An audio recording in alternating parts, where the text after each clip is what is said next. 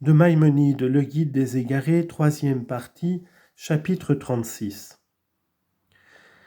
Les commandements que renferme la première classe, à savoir les idées, et que nous avons énumérés dans le traité Yesodeh HaTorah, les fondements de la loi, sont tous clairement motivés. Si tu les examines un à un, tu y trouveras toujours une idée vraie et susceptible d'être démontrée. De même, tout ce qui est stimulation et encouragement à l'étude et à l'enseignement est d'une utilité évidente. Car si on n'a pas acquis de science, on n'aura ni vertu pratique ni idée saine. Il est également d'une utilité évidente d'honorer ceux qui sont les soutiens de la loi, car s'ils ne sont pas un objet de haute considération, on n'écoutera pas leurs paroles quand ils voudront diriger nos pensées et nos actions.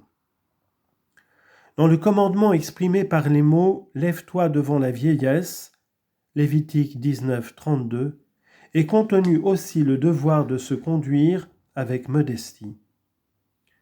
De cette première classe sont aussi les préceptes qui nous ordonnent de jurer par son nom et qui nous défendent de violer le serment ou de jurer en vain. Tout cela a une raison manifeste et a pour objet le respect dû à la divinité, car ce sont là des actions qui affermissent la croyance à sa grandeur. À cette classe appartient encore le précepte d'invoquer Dieu dans les moments de détresse, ainsi qu'il est dit « Vous ferez retentir les trompettes ». Nombre, chapitre 10, verset 9.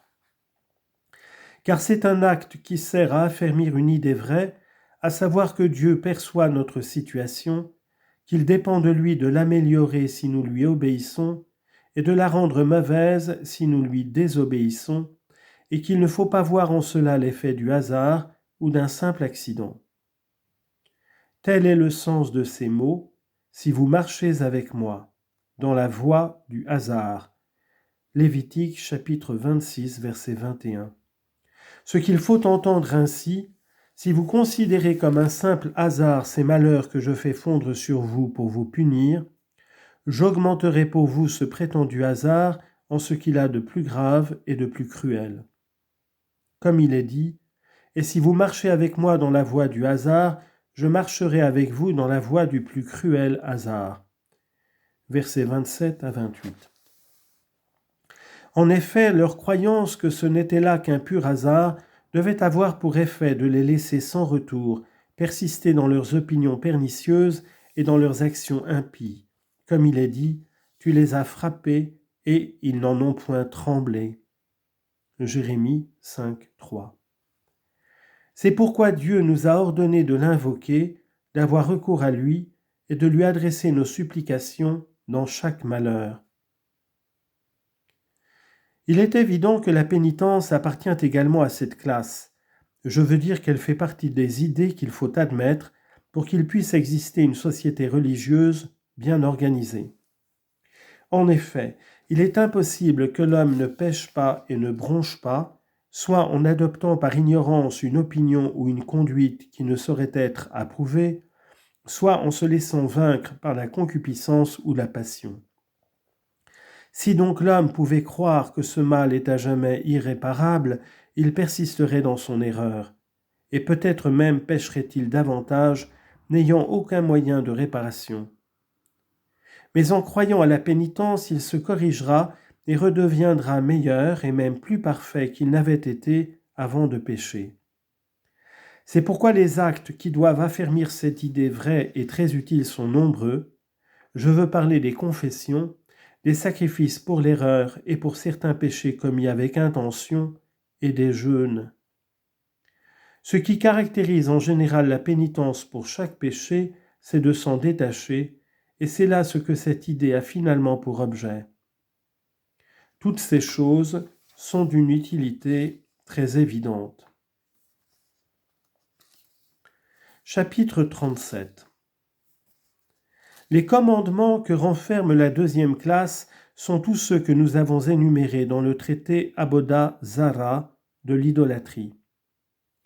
Il est évident qu'ils ont tous pour but de nous préserver des erreurs de l'idolâtrie et d'autres idées fausses que l'idolâtrie entraîne avec elle, comme les pronostics, les augures, la sorcellerie, l'incantation et autres choses semblables. Quand tu auras lu tous les livres dont je t'ai parlé, tu verras clairement que ce que tu entends appeler magie, ce sont des pratiques exercées par les Chasdéens et les Chaldéens et qui étaient surtout fréquentes parmi les Égyptiens et les Cananéens. Ils voulaient faire croire, ou croyaient eux-mêmes, que ces pratiques exerçaient une influence miraculeuse ou extraordinaire dans le monde, soit sur un individu, soit sur les habitants d'une ville, tandis que la logique et la raison ne sauraient admettre que les pratiques exercées par les magiciens produisent un effet quelconque. Comme par exemple, quand ils cherchent à cueillir telle plante dans tel moment, ou qu'ils prennent telle quantité d'une certaine chose et telle quantité d'une autre chose. Ce sont des procédés très variés que je résumerai en 3 espèces. Premièrement, ceux qui se rattachent à un être quelconque, soit plante, soit animal, soit minéral. Deuxièmement, ceux qui se rattachent à un temps déterminé dans lequel telles pratiques doivent s'exercer. Troisièmement, certaines actions exercées par les hommes, comme par exemple de danser, battre des mains, crier, rire, sauter sur une jambe, de se coucher par terre, de brûler une certaine chose, ou de faire une certaine fumigation, ou de prononcer certaines paroles intelligibles ou inintelligibles. Telles sont les différentes espèces d'opérations magiques.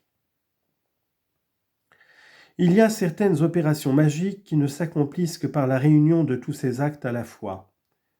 Ils disent par exemple, on prendra telle ou telle quantité de feuilles de telle plante au moment où la lune se trouve sous tel signe du zodiaque, à l'Orient ou à l'un des autres points cardinaux. On prendra aussi des cornes de tel animal ou de ses excréments, ou de son poil ou de son sang, telle quantité, quand le soleil se trouvera par exemple au milieu du ciel ou à un autre endroit déterminé. Enfin, on prendra tel métal ou plusieurs métaux qu'on fera fondre sous l'ascendant de tel signe au moment où les astres se trouveront dans telle situation. Ensuite, on parlera, on dira telle chose et on fera avec ces feuilles, etc., une fumigation à cette figure de métal, et par suite de tout cela, il arrivera telle chose. Mais il y a d'autres opérations magiques qui, à ce qu'ils croient, s'accomplissent au moyen d'une seule de ces 3 espèces d'actes.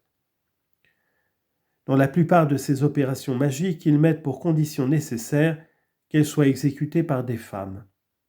Ainsi, par exemple, ils disent que pour obtenir que l'eau jaillisse, il faut que 10 femmes vierges ornées de bijoux et vêtues de robes rouges dansent et s'abordent mutuellement, allant tantôt en avant, tantôt en arrière, et montrant le soleil, etc. Par ce moyen, à ce qu'ils s'imaginent, l'eau jaillira. Ils disent encore que si 4 femmes couchées sur le dos lèvent les jambes en les écartant, et si dans cette position indécente elles prononcent telle parole et font tel acte, la grêle cessera de tomber en ces lieux.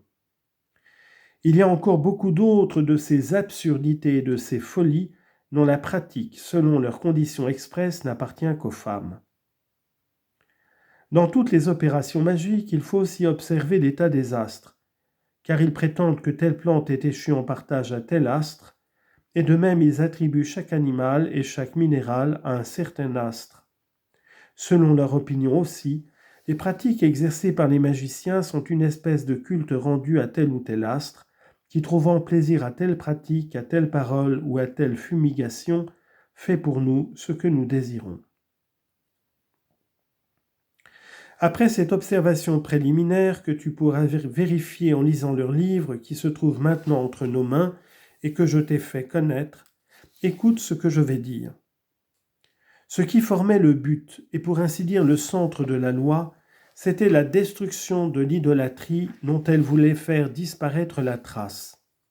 Elle ne voulait pas qu'on s'imaginât qu'un astre quelconque pût exercer une influence nuisible ou bienfaisante sur rien de ce qui concerne les individus humains, car c'est cette opinion qui a conduit au culte des astres. En conséquence, tout magicien devait être mis à mort, car le magicien est indubitablement dévoué à l'idolâtrie, quoiqu'il suive des voies particulières et étranges, différentes de celles que suit la foule pour le culte des faux dieux. Or, comme on a mis pour principale condition dans toutes ces opérations magiques, ou du moins dans la plupart qu'elles fussent exercées par des femmes, il est dit « Tu ne laisseras vivre aucune magicienne ». Exode 22, 17. Ensuite, comme une pitié naturelle empêche les hommes de tuer les femmes, on a dit expressément en parlant de l'idolâtrie, un homme ou une femme.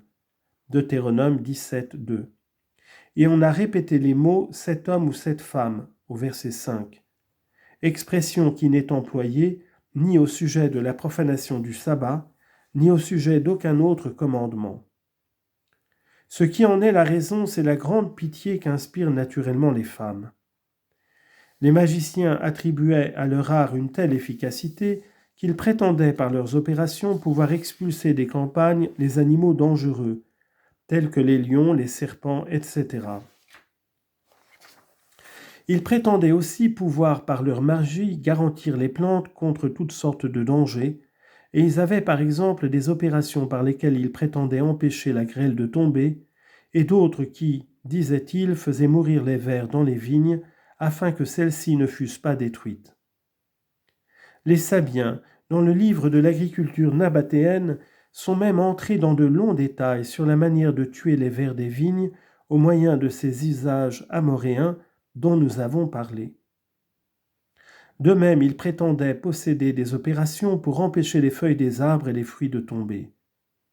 C'est à cause de toutes ces superstitions alors très répandues que dans les paroles de l'Alliance il est dit entre autres que le culte des faux dieux et ces opérations magiques par lesquelles on croyait éloigner ces dangers deviendraient au contraire la cause de ces malheurs. Il est dit par exemple « Je lâcherai contre vous les bêtes des champs qui vous priveront de vos enfants. » Lévitique 26, 22. « Et j'enverrai contre eux la dent des bêtes et le venin des serpents qui rampent dans la poussière. » Deutéronome 32, 24.